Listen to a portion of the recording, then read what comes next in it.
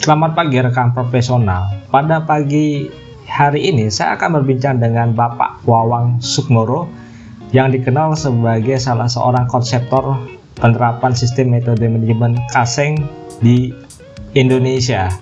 Ini sebuah hal yang menarik karena penerapan sistem ini terus berlanjut di perusahaan khususnya di perusahaan manufaktur. Bagaimana konsep ini dikembangkan untuk meningkatkan produktivitas perusahaan.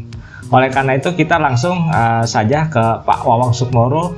Pak Wawang Sukmoro, bisa dijelaskan secara singkat bagaimana penerapan konsep Kaseng di perusahaan-perusahaan di Indonesia? Terima kasih dan selamat pagi Pak Wawang. Semangat pagi Pak Septo dan sahabatnya Pak Septo. Perkenalkan saya Wawang.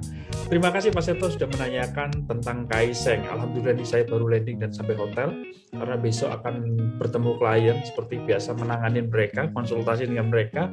Saat ini mereka sedang menerapkan world class company khususnya di subjek total productive maintenance. Mereka adalah perusahaan minuman PMA di daerah Sidoarjo ini. Baik Pak Septo.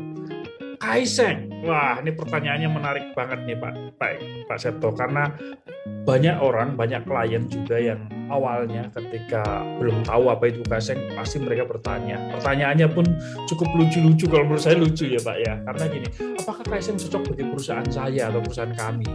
Apakah Kaseng nggak ketinggalan zaman tuh Pak? Sekarang kan udah zamannya Tesla, udah zamannya 4.0, 5.0 begitu ya.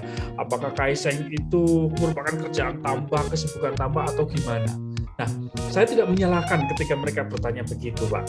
Karena pertanyaan mereka pasti benar menurut mereka. Tapi, begini Pak, Kaseng terdiri dari dua kata itu, kai dan seng. Kai artinya berubah, seng artinya adalah menjadi lebih baik. Jadi, Kaseng dimaknai berubah menjadi lebih baik. Jadi, pertanyaannya adalah apakah cocok bagi organisasi bisnis mereka? Saya pikir cocok, Pak. Saya pikir cocok. Bahkan nggak cuma saya pikir, saya katakan cocok. Pendapat saya cocok. Karena apa? Karena di dalam organisasi itu isinya manusia. Organismenya itu manusia. Namanya juga organisasi kan, sekumpulan manusia. Jadi intinya Anda bisa bayangkan apabila perusahaan mencanangkan target pertumbuhan bisnis dan seterusnya, artinya orang-orang yang ada di dalam organisasi itu juga harus berubah memenuhi tuntutan tadi. Artinya berubah menjadi lebih baik. Bisa dibayangkan apabila kondisinya terbalik ya Pak ya. Kondisinya terbalik itu pasti akan sulit sekali perusahaan untuk mencapai target.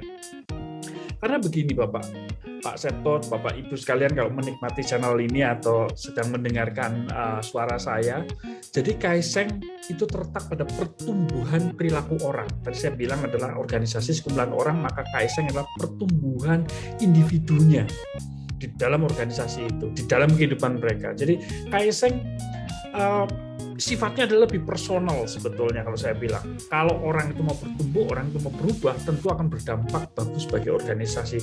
Jadi jelas Kaseng ini adalah, kalau di dalam organisasi bisnis ya, ini adalah tentang keterlibatan, employee engagement, involvement, collaboration. Jadi 3 kata penting di dalam Kaseng, yaitu 1 adalah engagement, ya, yang kedua adalah involvement, yang ketiga adalah kolaborasi atau collaboration. Di dalam Kaseng ada gugus-gugus kecil atau tim kerja kecil yang terus berusaha memperbaiki proses, memperbaiki cara kerjanya, kemudian juga melakukan standarisasi. Jadi apabila ada orang bilang bahwa wah kita melakukan continuous improvement, bagus, keren, tapi apakah mereka sudah berKaseng? Karena Kaseng inilah sebetulnya fondasi penting di dalam continuous improvement. Rasanya tidak bisa melompat, tidak bisa langsung melakukan perbaikan peningkatan kinerja apabila orang-orang yang di dalam organisasi ini tidak berubah menjadi lebih baik. Jadi ingat, Kaseng adalah berubah dan bertumbuh menjadi lebih baik. Langkah kura-kura, langkah-langkah kecil. Jadi Kaseng nggak ada hubungannya sama investasi, Bapak. Ya, ada hubungannya sama investasi. Jadi kalau ini penting ya saya sampaikan sebelum berakhir ya, investasi itu ya investasi inovasi. Jadi investasi inovasi itu adalah satu hal yang lain.